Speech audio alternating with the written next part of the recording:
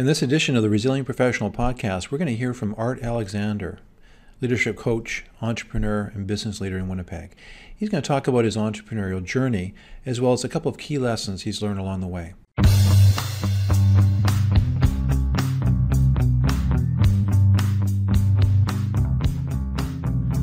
Welcome to the Resilient Professional Podcast. Professional success really is a game of inches. You have the experience and knowledge, but you realize that professional success is more than just knowledge and experience. It's actually applying what you already know. It's about consistently applying what you know in spite of the challenges that are sure to come your way. You know, Olympians know how to battle adversity and to perform at their best, even in the midst of setbacks and frustrations. I think we can learn a lot from the Olympian mindset. It really is about the cultivation of resiliency. Physical resiliency, emotional resiliency, relational resiliency, cognitive resiliency, resiliency in each aspect of our lives. On a regular basis, we'll unpack these ideas through guest speakers and podcast material that'll take you to the next level of professional success. Well, in this edition of the Resilient Professional Podcast, it's a real delight to welcome Art Alexander on the call today. And Art has quite a background. He's an entrepreneur, he is a business owner, and he's a leadership coach. And we wanted to have him on the call today to talk a little bit about his background, but also some strategies that he's found useful to fight through the natural inertia and challenges that come with the entrepreneurial life as we're running businesses and trying to initiate change around us. So Art, thanks so much for joining me on the call. Yeah, it's great to be here, Sean. Now, before we get into some of the content of today's call, I wanted to just get a little better sense for your background. Maybe you can share with our listeners sort of what you're up to now and some of your entrepreneurial business background. Sure. For the last 14 years, I was the sales manager of the Winnipeg Chamber of Commerce. So my involvement in the business community has been vast, from the small entrepreneurial one-person operation and right through to being involved in talking to guys who maybe run MTS or Great West Life or Northwest Company. So I think the overall business community, I've certainly been out there and talking to guys. I think that my entrepreneurial spirit, goes way back to, selling papers in Toronto, that kind of thing. So even as a kid, I managed to have that spirit. I think that was probably from my mom and dad who worked hard and showed me some of those ideals and visions of what it could be. Oh, excellent. And now I think you mentioned when we've talked too, you had some experience working with the local Chamber of Commerce here, and like you said, you've connected with all kinds of business people. Any kind of experiences that come top of mind for you in terms of some of the people you've had a chance to network with or meet through that experience? Yeah, in some of my presentations, I talk about my connection and contact with Richard Branson. I've had a chance to meet billionaires, prime ministers, and presidents of countries. From the president of Iceland to our own prime minister to so various people. So but what I've found actually, Sean, is from the rich to the poor, those who have, those who have not, I've met them all, and I find that everybody wants to have that acceptance. Everybody wants to be connected to others. So even my connection with Richard Branson, we had a fun conversation.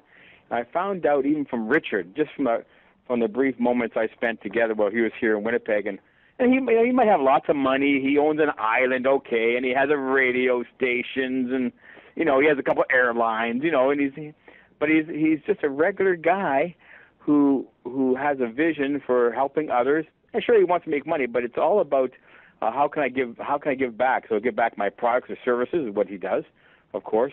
But also he is quite a philanthropist and loves to help and give back to the community. So I learned quite a few things from him just in that brief time together. But I have found out from all the guys I've met over the last number of years is that they put their pants on the same way you and I do, one leg at a time. Sometimes I jump into mine, but it is quite interesting. And sure, they have way more money and they have maybe a title or something behind their name, but or even in front of their name, could be doctor or whatever. But I found that really they're just regular guys. Once we get past the money or get past the the name, They're just regular people, and which is helpful to know. But I mean, honestly, it's still, you have to get over that, and it's sometimes easy to get over that. Oh, it's Mr. Prime Minister, okay, he's a regular guy, Yeah, no, exactly.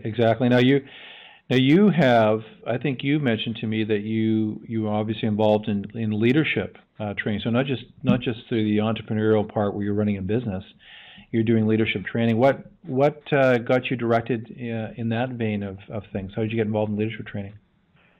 Well, the whole leadership training and the speaking and coaching, I've done speaking, like keynote speeches and training for quite some time. But my connection with John Maxwell, and John is, if you look up, leadership in the dictionary, you won't see his picture, but it'd be pretty close. Matter of fact, he is on the front page. He is on the front page of the Success magazine, or front cover of Success magazine, this month. Okay. So he's on the front cover, and John he's written 75 books on leadership, sold millions of copies around the world, and the stuff that we have and he teaches and that I have access to and make use of has been taught, West Point to the Senate, and we have all kinds of opportunities to make a difference in countries and businesses and in various sectors, any sector really. So John is certainly the guy to be connected with, and that's where my connection to him. And so I spoke when he was in town.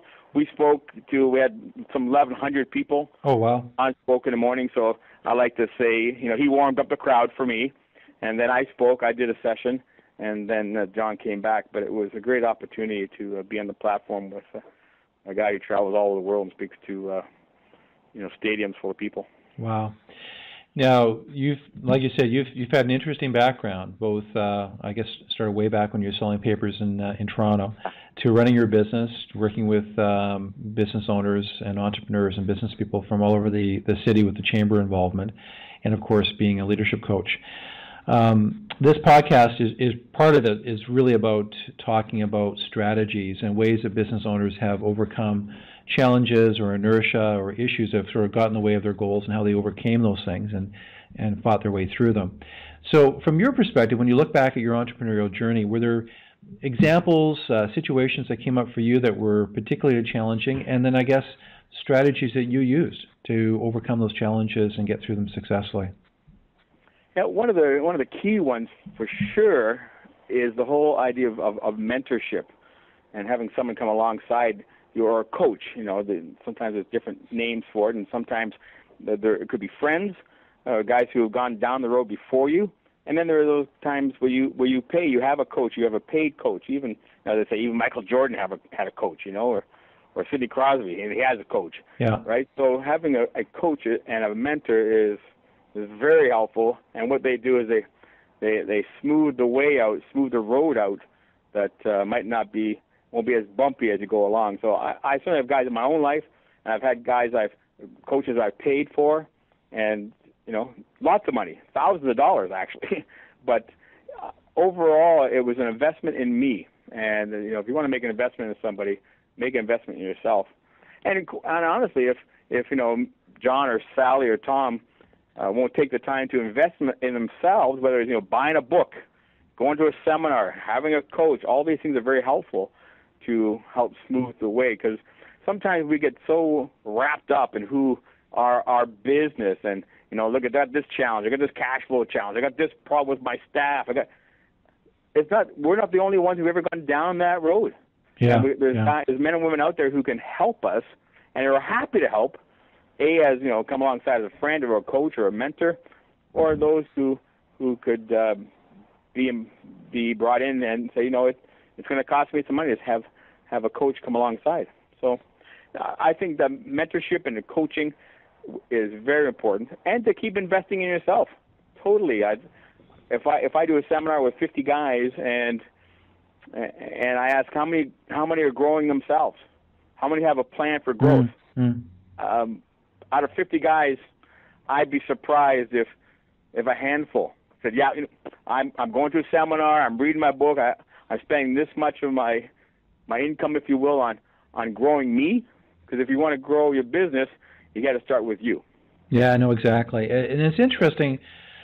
It's strange to me, the reluctance to have a coach involved in a business context. I know it's something that's becoming more and more common, but you look at athletics. It's most athletes will have a coach, and the coach helps to identify blind spots and to find information that will help the person achieve their objectives and hold them accountable to the plan they put together. And I think that really applies in the business world as well. And so often we're running down the pathway, we've got our goals, but there's really no one there holding us accountable. And it's easy to drift away from those important things without that accountability. So there's hiring a coach, that's one method. And I guess there's some practical things, like you said, just finding people in your work environment or whatever that have done something before that you want to do and spending some time learning from them.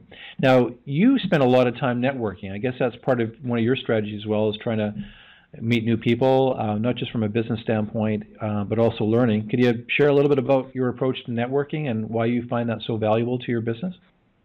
Well, networking for sure. If you want to grow, I do a session talking about increase your net worth by increasing your networking. Okay. And networking, there's that little phrase in there, work. Of course, it requires work, and you have to have a plan when you get there, and it's hard sometimes to go on your own. Even me, someone who does it a lot, walk in a room full of a couple hundred people. Now what do I do? And it's not just about handing out cards and see how many cards you can give out and how many cards you can get. You really want to try to build a connection. So if you can do that with a couple of people, 3 people in the evening, that's pretty good. But really, I think what happens, and what the downfall is, and most guys and gals who do networking, it's really the thinking. It's about them, in the sense of what can I get out of it, Sean? Gee, can I get something out of you?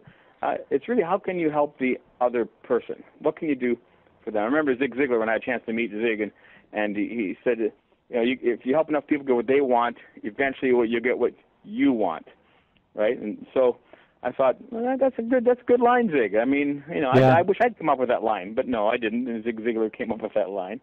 So networking is certainly important. You want to be out there. I mean, in my other business, my Instant Imprints business, I've gone so far even to, I wrap my car has a company name on the side of it, right? So it's about exposure and about connecting and contacts, but the follow-up is the key. So you go to these events, and I got cards. I could have a pile full of cards, but did you connect with anybody, and did you follow up with anybody? Yeah. And really, that's part of the key is the follow-up. Money isn't the follow-up, as they say.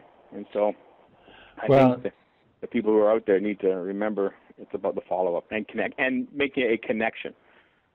Well, I think that's great advice. I mean, part of it is like you said, just building the relationships and that connection and nurturing that connection, because sometimes when you talk to people about your business or what you do, and it comes up in the conversation, they may not have a need for what it is you do right now, but if you can build that relationship and nurture it over time, it's uncanny sometimes how a phone call will come out of the blue, and all of a sudden that person has a need for what you do. So I think that's great advice. And that happens all the time. When I sold real estate for a number of years. Okay. And Johnny didn't need a house today, but guess what? He's out driving around, sees an open house, goes in, ends up buying the house. You go, how did that happen? Yeah. Why didn't you call me? I wasn't looking to buy. I didn't need one. That happens all the time. But if you're out there, you're letting people know what you do, how you can help them, I think that's key for sure. Any other words of advice when you talk about fighting through the natural inertia challenges in business? Obviously, finding a good coach, finding mentors, finding people that can encourage you and give you knowledge or information. Any other sort of final words of advice on that topic? Yeah, I think one phrase that comes to mind is jump and build your wings on the way down. Okay. Right? It's really fear keeps us from doing a lot of things in our lives, whether it's going into business, whether it's talking to somebody who is way down the road from us. It's fear. Fear keeps us from doing what we really want to do, and trying to overcome that fear, and then acting upon what we should. Like we talked about the law of intentionality in one of our seminars. They go, it doesn't just happen. It doesn't happen by osmosis. You have to take that chance. You have to get out there and do that, and you got to step outside your comfort zone, And sometimes you need that, going back to the coach idea, sometimes you need somebody to come alongside you. Hey, you need to step outside your comfort zone in order to grow. If you just stay the same, your business will stay the same, and your business won't grow unless you grow. So I think the idea about jumping and grow your wings on the way down, as they say, is a good phrase that I've kind of hung on to the last little bit here.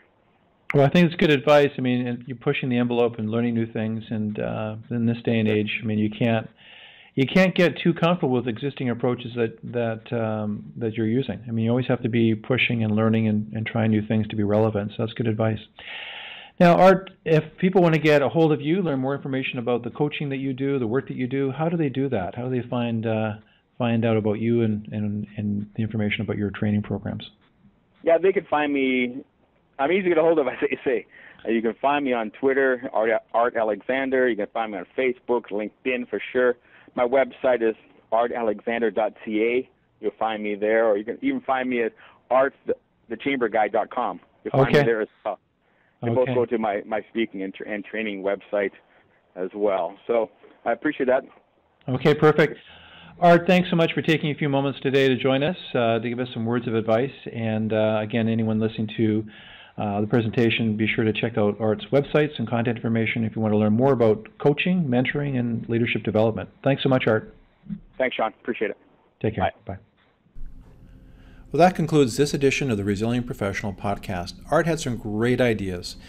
Number one, if you're networking, make sure you always remember it's not just about you, but it's about the relationships that you build. Take some time to reflect and plan out your strategies. It's not just about busy work.